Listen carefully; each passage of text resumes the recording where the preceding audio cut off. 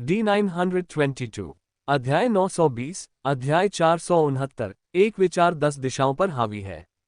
पैतृक क्षेत्र का मूल महीने का आखिरी दिन मासिक पास की तलाश _2। एक बार फिर ली युआन के पास संभवतः 9 सितारा नारी होने और उसकी साधना का समय बहुत ही कम होने के बारे में सोचते हुए इन सभी स्वर्गीय दिव्य प्राणियों के दिलों में कई विचार उमड़ पड़े, यहां तक कि हत्या के इरादे का भी एक निशान था। खतरा बहुत बड़ा था। सामान्य परिस्थितियों में स्वर्गीय दिव्य प्राणी देवताओं को बिल्कुल नीची दृष्टि से देखते हैं। आखिरकार 1 खरब देवताओं से एक भी स्वर्गीय दिव्य पैदा नहीं हो सकता। लेकिन अब वे सभी खतरा महसूस कर रहे थे। यदि कोई अब भी इस बात पर जोर देता है कि ली युआन सफल नहीं हो सकता, तो वर्तमान स्वर्गीय दिव्य प्राणी इस पर विश्वास नहीं करेंगे। इस दुनिया में करोड़ों वर्षों से संभवतः जू युआन से अधिक राक्षसी देवता कभी नहीं हुआ। ताइयू किंग होन डोंग जून ने अचानक उदासीनता से कहा, ऐसा लगता है कि जू युआन और लियू बिंग एक दूसरे को पहचानते हैं और उनके बीच बहुत अच्छा रिश्ता है, यहाँ तक कि लियू बिंग ने जू युआन को सवारी करने की अनुमति भी दी है। हमें इस रिश्ते के बारे में कोई जानकारी नहीं थी, आपने इसे बहुत गहराई से छुपाया है। ताई यू स्वर्गीय परमेश्वर और किंग होन स्वर्गीय परमेश्वर दोनों ने एक ही समय पर भौहें सिकुड़ी। उन दोनों ने डोंग जून के शब्दों का निहितार्थ सुना। डोंग जून युवा लोगों का एक दूसरे के साथ जुड़ना उनकी स्वतंत्रता है। ताई यू स्वर्गीय भगवान ने उदासीनता से कहा, क्या मुझे उनसे एक एक करके पूछताछ करनी चाहिए? मुझे पता है कि जू युआन ने आपके पूर्वी निचले पवित्र भूमि देवता को मार डाला है और आप अपने दिल में नाराजगी पालते हैं। लेकिन पैतृक क्षेत्र के नियम ऐसे ही हैं। अगर हिम्मत है तो जाकर सुपरवाइजर को परेशान करो, कोई तुम्हें नहीं रोकेगा। ताइयू स्वर्गीय भगवान ने उसकी ओर देखा। डोंग जून का गला तुरंत रुक गया। सुपरवाइजर को परेशान करना है, हिम्मत है उसकी। हम्फ। डोंग जून ने एक खर्राटा लिया और कुछ और नहीं कहा। अचानक ये युवा साथी जू युआन बिक्सिया पवित्र भूमि की टीमों के साथ दयालुता से पेश आता है। चंद्र चमक स्वर्गीय भगवान अचानक मुस्कुराए। सभी स्वर्गीय दिव्य प्राणियों ने स्पष्ट रूप से देखा। पैतृक क्षेत्र में ली युआन और लियू बिंग के भव्य गठन को छोड़ने के कुछ ही समय बाद उनका सामना 100 से अधिक देवताओं की एक अन्य टीम से हुआ। ये बिक्सिया पवित्र भूमि की एक टीम थी, लेकिन सिर्फ एक विचार से ली युआन ने लगभग 200 देवताओं को पतन की ओर धकेल दिया। फिर भी वध करने में हाथ नहीं डाला। समय बीत गया। न केवल बिक्सिया पवित्र भूमि की टीम, बल्कि दक्षिण नदी पवित्र भूमि, ड्रैगन नदी पवित्र भूमि, गुआंग हान पवित्र भूमि, चाहे वह कुछ शक्तिशाली देवताओं का सेना में शामिल होना हो या बड़ी संख्या में देवताओं का भव्य रूप से दल बनाना हो, जिससे भी उनका सामना हुआ, ली युआन और लियू बिंग या तो सीधे गति से बच निकले या ली युआन के आत्मिक हमले से पतन की ओर अग्रसर हो गए। अब कोई हत्या नहीं हुई। 2 सेनाओं के डेमीगॉड पावरहाउस को छोड़कर चांद किंग प्राचीन शहर पूर्वी नीदर पवित्र भूमि, इन 2 प्रमुख शक्तियों के सभी देवता जिन्हें ली युआन ने एक बार पहचान लिया था, मारे गए। एक भी जीवित नहीं बचा। डोंग जून नॉर्थ फो मून ग्लो स्वर्गीय भगवान मुस्कुराए और कहा, मैं अब देख सकता हूं जू युआन वास्तव में काफी दयालु है, लेकिन आप 2 प्रमुख ताकतों ने वास्तव में उसे क्रोधित कर दिया है। जब बात वध की आती है, कितना निर्दयी। डोंग जून उत्तरी फू स्वर्गीय देवता और सीकुन स्वर्गीय देवता सभी के चेहरे पर बदसूरत भाव थे, लेकिन वे असहाय थे। अब पैतृक क्षेत्र में ली युआन की ताकत के साथ वह बिल्कुल अजेय था। जैसा कि अर्ध दिव्य चंद्र ब्लेड ने सोचा था, भले ही हजारों अन्य देवता एक साथ आ जाएं, उन्हें संभवतः केवल वध का सामना करना पड़ेगा।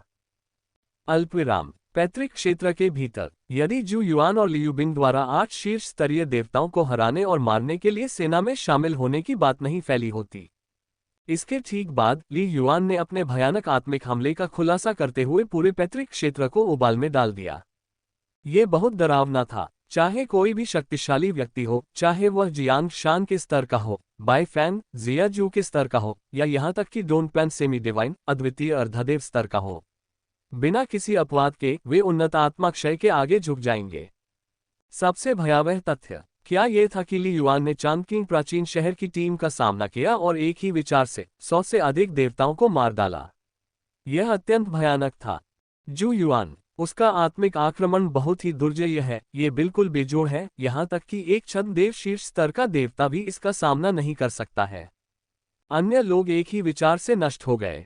किसी ने कहा, मैंने पूर्वी निचली पवित्र भूमि के एक देवता से सुना है कि मून ब्लेड, हुआ झोग्युन, यूटिंग और उनमें से 6 को अकेले जू युआन ने हरा दिया था। अनगिनत संदेश तेजी से फैल रहे थे। प्रतिष्ठा। यदि पहले पॉइंट्स लीडरबोर्ड पर प्रथम स्थान पर रहने से उसका नाम बहुत उल्लेखनीय हो गया था तथा उसे पैतृक क्षेत्र की लड़ाई में प्रथम स्थान प्राप्त करने की क्षमता के रूप में पहचाना जाने लगा था, तो इस लड़ाई की श्रृंखला के बाद जू युआन की प्रतिष्ठा तेजी से भयावह स्तर तक बढ़ गई। अचानक जू युआन, निंग ची और कुन फू ने जू युआन के साथ युद्ध में सेना में शामिल हो गए और अंततः जू युआन से हार गए। यह एक बहुत ही शक्तिशाली मटेरियल अटैक था। वास्तव में अजेय एक और विस्फोटक संदेश फैला। अब कोई विवाद नहीं। इस समय सभी देवताओं, सभी टीमों ने पैतृक क्षेत्र आदेश के लिए प्रतिस्पर्धा करना छोड़ दिया। अब कोई आशा नहीं बची थी। ऐसा देवता, उनकी उड़ान की गति, पवित्र रक्त स्वर्गीय सर्प लियू बिंग के बाद दूसरे स्थान पर थी और लियू बिंग उनके साथी थे। उनका भौतिक आक्रमण पैतृक क्षेत्र की लड़ाई में अद्वितीय था। उसका आत्मिक आक्रमण भी वैसा ही था। वह डोमेन फैंटम बॉडी में भी कुशल था। वह लगभग पूर्ण डेमिगॉड था जिसमें कोई दोष नहीं था। निर्विवाद रूप से सबसे शक्तिशाली। पैतृक क्षेत्र की लड़ाई में सभी देवताओं से कहीं ज्यादा शक्तिशाली। अल्पविराम। पैतृक क्षेत्र एक एकाकी पर्वत के ऊपर। पहाड़ बिल्कुल बंजर था। ली युआन और लियू बिंग शांत भाव से पर्वत की चोटी पर बैठे थे और चुपचाप अपनी मूल शक्ति और आत्मिक शक्ति को पुनः प्राप्त कर रहे थे। अब किसी की हिम्मत नहीं हुई कि उनका पीछा करके उन पर हमला कर दे। बड़े भाई, आपने निंगची और कुन फू को क्यों जाने दिया? लियू बिंग ने सोल साउंड के माध्यम से संदेश भेजा। वह अपने बड़े भाई के स्वभाव को समझती थी। जितना अधिक वह समान स्तर के अन्य लोगों के विरुद्ध लड़ता, उतना ही कम वह पीछे हटता। जब मारने का समय आता तो वह मार डालता। लेकिन हाल ही में निंगची और कुन फू के खिलाफ लड़ाई में उन्हें पराजित करने के बाद उन्होंने उन्हें जाने दिया। क्योंकि वे अराजकता दिव्य न्यायालय से स्वर्ण परिधान के सदस्य हैं, ली युआन ने आत्मा ध्वनि के माध्यम से प्रेषित किया। लियू बिंग की आंखें चौड़ी हो गईं। जिन्हें हमने पहले मारा था, हुआ यूनजोंग, यूटिंग, झान जिंग और कई अन्य, साथ ही उनके टीम के साथी, वे सभी वांडाओ दिव्य न्यायालय के 1000 सितारा सदस्य थे। ली युआन ने सोल ट्रांसमिशन साउंड के साथ जारी रखा। ली युआन को पहले से ही संदेह था। हुआ झोगयुन, यूटिंग और अन्य के शेष खजाने को प्राप्त करने के बाद ली युआन ने जल्दी से संबंधित जानकारी प्राप्त की और अपने कुछ संदेह की पुष्टि की। इसमें ली युआन को जो पता था उसे भी जोड़ लीजिए। निंगची, कुन फू ने एक बार यूटिंग, दाओ यंग और अन्य लोगों के साथ हाथ मिलाया। नतीजतन ली युआन ने साहपूर्वक अनुमान लगाया कि निंगची और उसका समूह संभवतः वांडाओ दिव्य न्यायालय से संबंधित नहीं था, बल्कि किसी अन्य प्रमुख शक्ति से संबंधित था। ली युआन को अभी भी निंगची की आंखों में वह आश्चर्य भरा भाव याद है जब उसने उससे पूछा था। अंत में टेलीपैथिक बातचीत में निंगची ने अपनी पहचान उजागर करने की पहल की और ली युआन ने उन्हें छोड़ दिया। हम अंततः अराजकता दैवीय न्यायालय जा रहे हैं, ली युआन ने टेलीपैथी के माध्यम से भेजा। हालांकि उन्हें मारने से ज्यादा फर्क नहीं पड़ेगा, लेकिन इससे ज्यादा लाभ भी नहीं होगा और शायद उनके स्वामी या बुजुर्ग दैवीय न्यायालय के उच्च सोपानों में शक्तिशाली व्यक्ति हैं।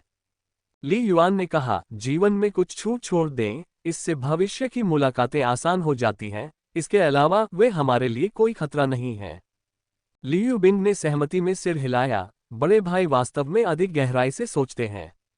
अल्पविराम। पैतृक क्षेत्र के एक अन्य क्षेत्र में, जहां ली युआन और लियू बिंग थे, वहां से लगभग 1,00,000 किलोमीटर दूर दो आकृतियों की गति धीमी हो गई। इस जू युआन ने वास्तव में हमें जाने दिया। कुन फू ने कहा, उसकी ताकत उस समय की तुलना में बहुत अधिक मजबूत है जब उसने पहली बार मुझसे हाथ मिलाया था। कुन फू का शरीर काफी बड़ा था और उसके हाथों में 2 विशाल युद्ध हथौड़े थे। वाकई भयानक। मून ब्लेड, यूटिंग और अन्य के बारे में अफवाहें सच हैं, निंगची ने गंभीरता से कहा। अब उसका व्यवहार आलसी नहीं रहा। ली युआन ने वास्तव में उन्हें खदेड़ दिया, 3 को मार डाला और 3 अन्य को पैतृक क्षेत्र छोड़ने के लिए मजबूर किया गया है। तुम्हें कैसे पता? कुन फू हैरान रह गया। जू युआन ने हमारी लड़ाई के दौरान मुझे एक संदेश भेजा था, निंगची ने धीरे से कहा। तुम सिर्फ इसलिए इस बात पर विश्वास करते हो क्योंकि उसने ऐसा कहा। कुन फू कहे बिना नहीं रह सका। जब मैं कहती हूं कि तुम मूर्ख हो, तो तुम कभी नहीं मानते। निंगची ने कुन फू की ओर देखा। क्या तुम्हें लगता है कि जू युआन की ताकत के साथ मून ब्लेड और उन 6 को हराना मुश्किल होगा? क्या उसे हमसे झूठ बोलने की जरूरत है? कुन फू आश्चर्यचकित था। जू युआन ने जानबूझकर हमें जाने दिया, शायद इसलिए क्योंकि हम कैस डिवाइन कोर्ट के सदस्य हैं, निंग ची ने धीमी आवाज में कहा। उसे यह कैसे पता चला? कुन फू आश्चर्यचकित था। तुम्हें लगता है कि बाकी सब मूर्ख हैं?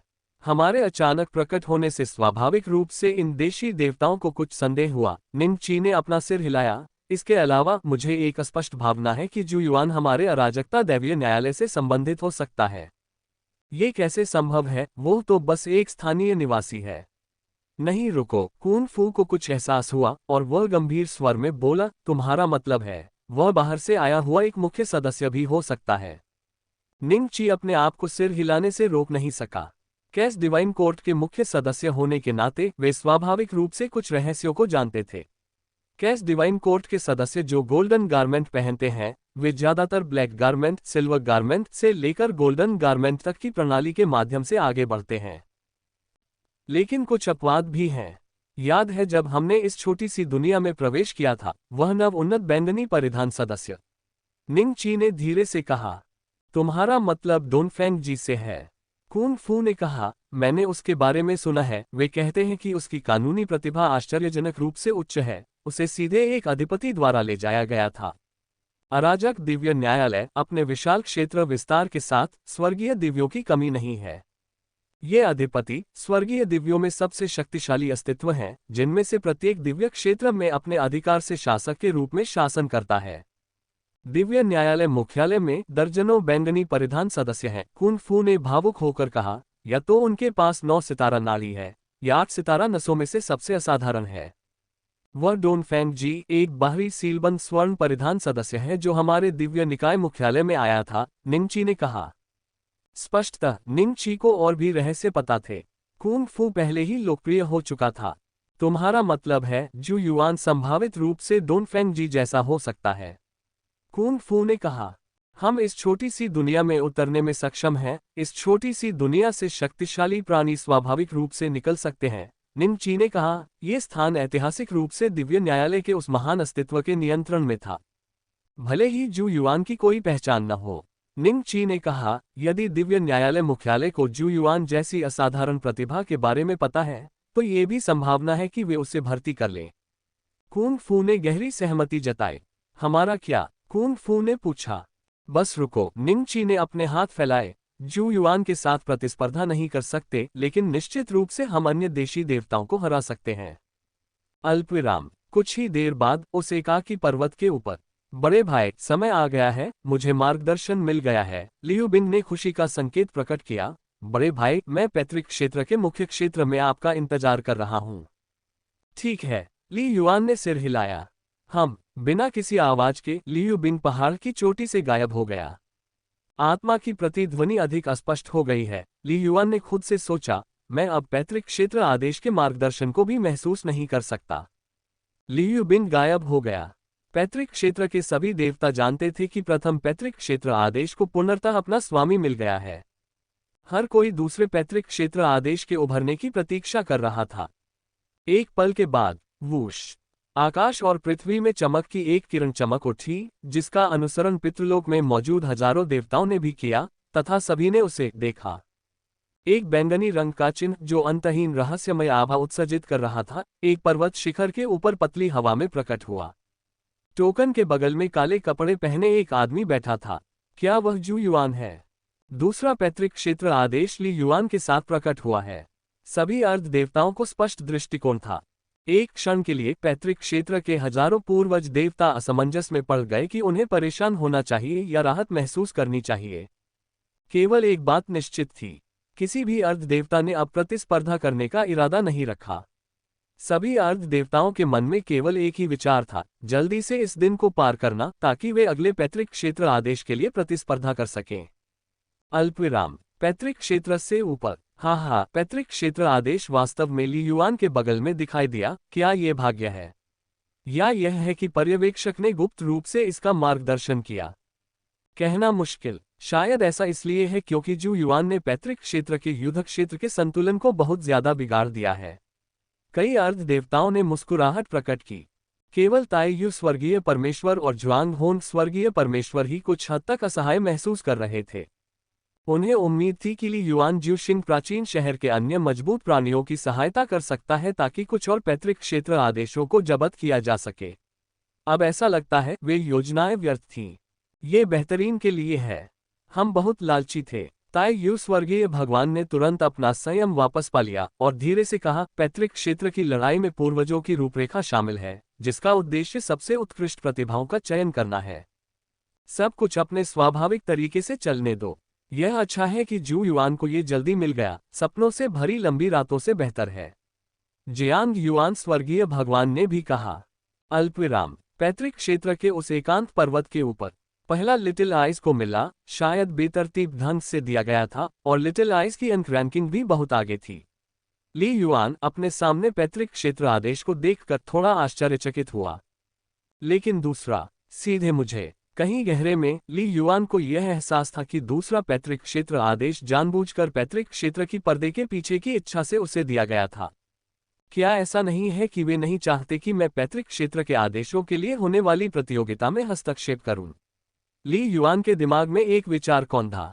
आखिरकार यदि ली युआन तैयार होता तो वह पहले 6 या 7 पैतृक क्षेत्र आदेशों पर पूरी तरह से कब्जा कर सकता था और फिर उन्हें जिंग कुई, यूशान और ज्यूशिंग प्राचीन शहर के अन्य अर्ध देवताओं को सौंप सकता था। लेकिन ऐसी कार्रवाई संभवतः पैतृक क्षेत्र युद्ध के मूल उद्देश्य के विरुद्ध होगी। भाग्य। यदि किसी की शक्ति पर्याप्त रूप से मजबूत है तो सभी भाग्य बेकार हैं। ली युआन ने इस कहावत का पुनर्मूल्यांकन किया, भले ही अन्य अर्ध देवताओं का भाग्य मुझसे अधिक मजबूत हो, जब तक मैं तैयार हूं, पैतृक क्षेत्र युद्ध के नियमों के तहत उनके लिए पैतृक क्षेत्र आदेश को जब्त करना लगभग असंभव है। लेकिन मैं पैतृक क्षेत्र के पीछे की इच्छा को चुनौती नहीं दी जा सकती। ली युआन ने अपना हाथ हिलाया और पैतृक क्षेत्र आदेश एकत्र किया। धमाका। तुरंत ही पैतृक क्षेत्र के सभी अर्ध देवताओं को मार्गदर्शन प्राप्त हुआ तथा उन्हें पैतृक क्षेत्र आदेश के स्थान और धारक का पता चल गया। लेकिन कोई नहीं आया। सभी लोग मौन सहमति से इस बात पर सहमत थे कि यह पैतृक क्षेत्र आदेश ली युआन का था। एक दिन बाद वेंग ली युआन को अज्ञात से एक संदेश मिला। उसका दिमाग हिल गया और वह सीधे लोनली माउंटेन से गायब हो गया। वह अशुभ सितारा अंततः चला गया। जू युआन चला गया। अच्छा, आखिरकार हम मन की शांति के साथ तीसरे पैतृक क्षेत्र आदेश के लिए प्रतिस्पर्धा कर सकते हैं। सभी अर्ध देवताओं ने राहत की सांस ली। निंग ची और एओ फेंग जैसे प्रथम श्रेणी के अर्ध देवताओं ने अनिच्छा के भाव प्रदर्शित किए।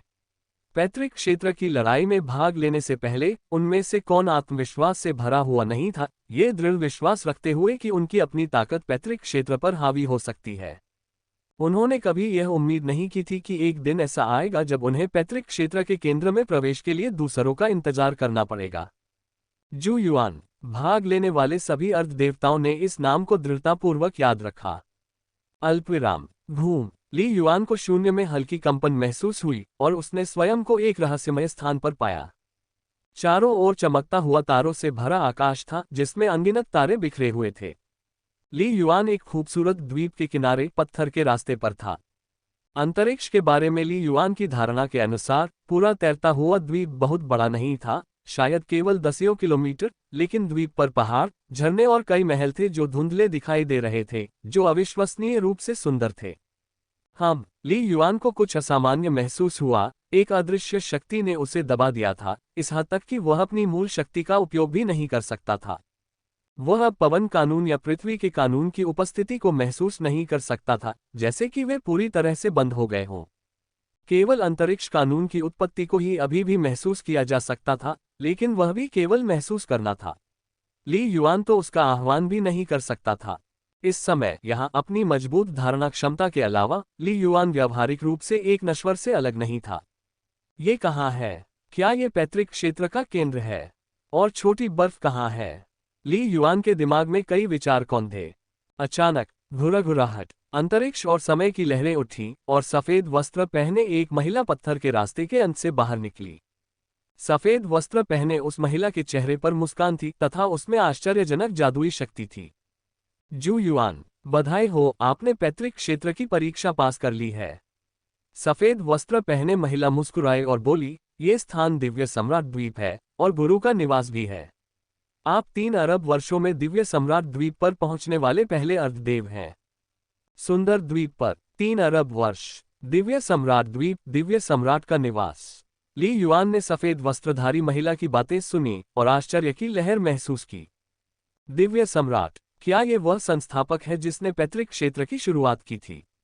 क्या मैं पूछ सकता हूं कि सीनियर को किस तरह संबोधित किया जाना चाहिए?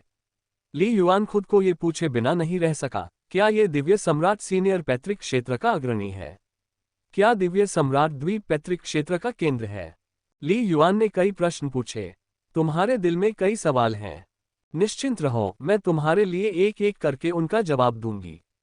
सफेद वस्त्र पहने महिला मुस्कुराई और बोली, सबसे पहले तुम मुझे सीनियर जिंग कह सकते हो। बेशक, तुम मुझे सुपरवाइजर भी कह सकते हो, ठीक वैसे ही जैसे ज्यू जिंग महाद्वीप के स्वर्गीय देवता कहते हैं। पर्यवेक्षक। ली युआन को तुरंत समझ में आ गया कि वह जो गुप्त रूप से इस दुनिया के संचालन को बनाए रखती थी, और यहां तक कि बार बार पैतृक क्षेत्र की लड़ाइयों को भी सुविधाजनक बनाती थी, वह सफेद वस्त्र पहने महिला थी जो पर्दे के पीछे से सब कुछ देख रही थी। और ली युआन ने भी एक संकेत सुना। ज्यू शिंग महाद्वीप के स्वर्गीय देवताओं को इस सफेद वस्त्रधारी महिला के अस्तित्व के बारे में अवश्य पता होगा। ज्यू युआन सीनियर जिंग को सम्मान देता है। ली युआन ने तुरंत सम्मानपूर्वक कहा, मैं सीनियर को धोखा देने की हिम्मत नहीं कर सकता। मेरा असली नाम ली युआन है और मैं ज्यू जिंग महाद्वीप का मूल निवासी नहीं हूं। एक पल में ली युआन समझ गया, यदि वे स्वर्गीय देवता उसके रहस्यों को देख सकते थे तो इस अस्तित्व का तो कहना ही क्या जो स्पष्ट रूप से स्वर्गीय देवताओं से भी अधिक भयावह था। ये संपूर्ण विश्व संभवतः उस व्यक्ति की देखरेख में था। ली युआन, मुझे लगा कि तुम मुझसे यह बात छिपाते रहोगे, लेकिन तुम बहुत स्पष्टवादी हो, सफेद वस्त्रधारी महिला ने कहा। तुम्हें घबराने की जरूरत नहीं है। वास्तव में, न केवल मैं जानती हूं कि तुम ज्यू जिंग महाद्वीप के मूल निवासी नहीं हो, बल्कि मैं ये भी जानती हूं कि तुम दिव्य क्षेत्र से नहीं आए हो। तुम्हें अनंत हॉल द्वारा टेलीपोर्ट किया गया था। ली युआन की पुतलियां सिकुड़ गईं। वह ये भी जानती है। ली युआन का दिल गड़बड़ा गया। क्या दूसरी पार्टी वास्तव में इतनी शक्तिशाली थी? हाँ हाँ छोटे दोस्त, हैरान मत हो, सफेद वस्त्र पहने महिला ने हंसते हुए कहा। इस दुनिया को एक बार भगवान ने खुद ही ईश्वरीय क्षेत्र से अलग कर दिया था, अंतहीन प्रयास और खून खराबे के बाद। यहां तक कि समान महानता वाले अन्य अस्तित्व भी लापरवाही से दखल देने की हिम्मत नहीं करेंगे। यह मालिक की अपनी दुनिया है। शाश्वत हॉल चमत्कारी हो सकता है क्योंकि यह उस महान अस्तित्व द्वारा बनाया गया था, लेकिन क्या आप वास्तव में सोचते हैं कि आपको यहां टेलीपोर्ट करके आप दिव्य सम्राट द्वीप की पूछताछ से बच सकते हैं? सफेद वस्त्र वाली महिला ने मुस्कुराते हुए कहा। वरिष्ठ जिंग, फिर? ली युआन ने घबराते हुए पूछा। आपको चिंता करने की जरूरत नहीं है, सफेद वस्त्र पहने महिला ने मुस्कुराते हुए कहा। अगर वे अन्य प्रमुख शक्तियों के सदस्य होते, या कुछ रहस्यमय स्थानों से टेलीपोर्ट किए गए लोग, या विभिन्न ब्रह्मांडों से शक्तिशाली प्राणी होते, तो ज्यादा से ज्यादा उन्हें पैतृक क्षेत्र की उत्पत्ति से लाभ होता, लेकिन फिर भी वे दिव्य सम्राट द्वीप तक नहीं पहुंच पाते। लेकिन अनंत हॉल के संस्थापक भी अराजकता दिव्य न्यायालय के नेताओं में से एक हैं। शाश्वत हॉल के सदस्य दिव्य न्यायालय का हिस्सा हैं, जो स्वाभाविक रूप से वह पाने के योग्य हैं जो स्वामी ने पीछे छोड़ा है। ली युआन ने राहत की सांस ली। वास्तव में, अनंत हॉल का इनाम बैंगनी परिधान सदस्य बनना था, जो निश्चित रूप से कैस दिव्य न्यायालय का एक हिस्सा था। इंतजार। वरिष्ठ जिंग, ली युआन को अचानक कुछ एहसास हुआ और उसने पूछा, क्या दिव्य सम्राट वरिष्ठ भी अराजकता दिव्य न्यायालय का हिस्सा है? स्वाभाविक रूप से, सफेद वस्त्रधारी महिला ने सिर हिलाया, अन्यथा जियांग युआन को अराजकता दैवीय न्यायालय का स्थान कैसे पता चलेगा? सैकड़ों हजारों वर्षों से मैंने गुप्त रूप से कुछ बेड़ियां खोली हैं जिससे अराजकता दैवीय न्यायालय मुख्यालय से कुछ स्वर्गीय देवताओं को सीमित सीमा तक इस दुनिया में प्रवेश करने की अनुमति मिली है। इस प्रकार ज्यू शिंग महाद्वीप के स्वर्गीय देवताओं को दिव्य क्षेत्र के कुछ मामलों को जानने की अनुमति मिली। ली युआन को अचानक समझ आ गया। उसे तुरंत एहसास हो गया कि उसके वरिष्ठ भाई जियांग युआन द्वारा बताए गए स्वर्ग और पृथ्वी में महान परिवर्तन संभवतः इस सफेद वस्त्रधारी महिला का ही काम था। हालांकि वरिष्ठ भाई जियांग युआन स्वर्गीय देवता न होने के कारण सफेद वस्त्रधारी महिला के अस्तित्व से अवगत नहीं हो सकते थे। ऐसा लगता है कि आपने पहले ही बहुत कुछ अनुमान लगा लिया है। दिव्य सम्राट, मेरे स्वामी, वास्तव में इस दुनिया के अग्रणी हैं और पैतृक क्षेत्र के तथाकथित संस्थापक भी हैं, सफेद वस्त्रधारी महिला ने कहा। जीवन में उनकी सबसे बड़ी उपलब्धि जागृति सितारा, पवित्र फल और ज्यू जिंग दिव्य गोली का निर्माण था। इनसे सच्चे साधकों को 9 सितारा पल्स और यहां तक कि 10 सितारा मेरिडियन को जागृत करने की अधिक उम्मीद है, सफेद वस्त्रधारी महिला ने गर्व से कहा। ली युआन ने अपनी सांस रोक ली। जागृति सितारा पवित्र फल, उसने इसके बारे में कभी नहीं सुना था। लेकिन ज्यू शिंग दिव्य गोली, जिसकी प्रभावकारिता का उसने स्वयं अनुभव किया था, वास्तव में अविश्वसनीय थी। ज्यू शिंग महाद्वीप पर इतनी सारी 7 सितारा शिराओं, 8 सितारा शिराओं और यहां तक कि 1 से अधिक 9 सितारा नारियों का प्रकट होना।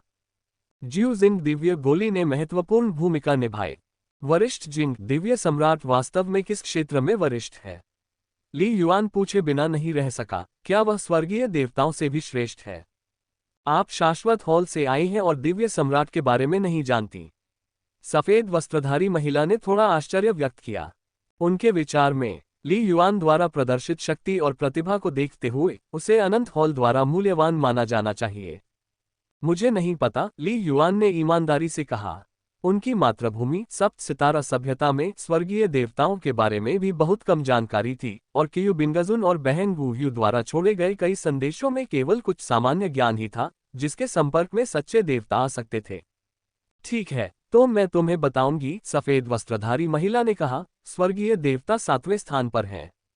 स्वर्गीय देव क्षेत्र के ऊपर देव राजा क्षेत्र है। ईश्वर राजा क्षेत्र के ऊपर ईश्वर सम्राट क्षेत्र है। श्वेत वस्त्रधारी महिला ने गंभीरता से कहा। तथाकथित दिव्य सम्राट दिव्य क्षेत्र में असंख्य दिव्य प्राणियों के बीच सम्राट है, वास्तव में लगभग अजेय अस्तित्व। किसी भी दिव्य सम्राट के पास अकल्पनीय शक्ति होती है, जैसे कि परफेक्ट स्टार स्किल, जो सभी दिव्य सम्राटों द्वारा बनाई जाती हैं।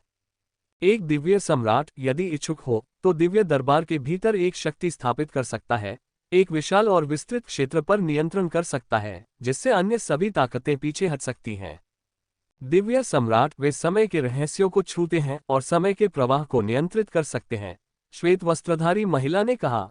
वे स्वयं लगभग शाश्वत हैं, लगभग समय की नदी से बाहर निकल रहे हैं। ली युआन ने अपनी सांस रोक ली।